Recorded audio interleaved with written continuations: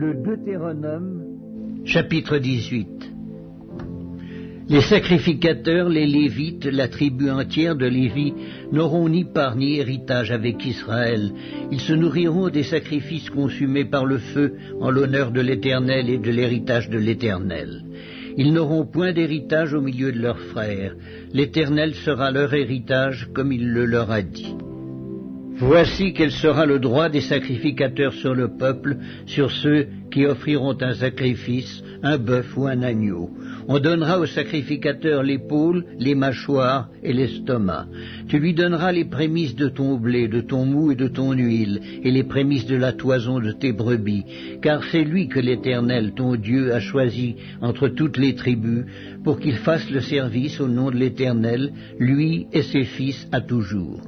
Lorsque le Lévite quittera l'une de tes portes, le lieu quelconque où il demeure en Israël, pour se rendre selon la plénitude de son désir au lieu que choisira l'Éternel, et qu'il fera le service au nom de l'Éternel, ton Dieu, comme tous ses frères les Lévites qui se tiennent là devant l'Éternel, il recevra pour sa nourriture une portion égale à la leur, et jouira en outre des revenus de la vente de son patrimoine.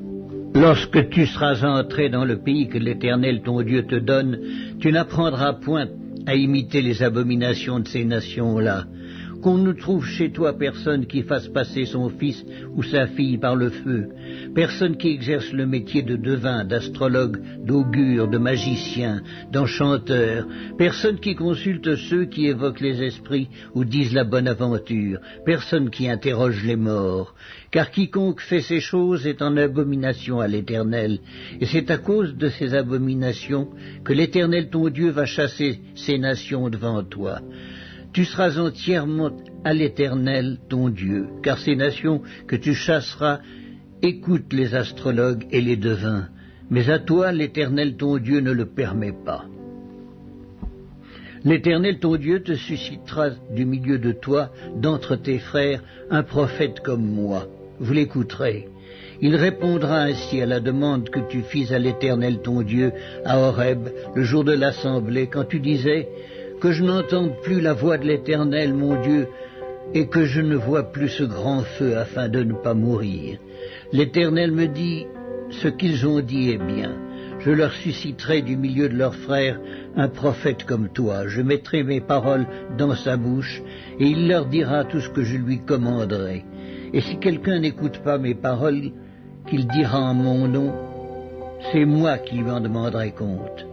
Mais le prophète qui aura l'audace de dire en mon nom une parole que je ne lui aurais point commandé de dire, ou qui parlera au nom d'autres dieux, ce prophète-là sera puni de mort. Peut-être diras-tu dans ton cœur, comment connaîtrons-nous la parole que l'Éternel n'aura point dite? Quand ce que dira le prophète n'aura pas lieu et n'arrivera pas, ce sera une parole que l'Éternel n'aura point dite. C'est par audace que le prophète l'aura dite. N'aie pas peur de lui.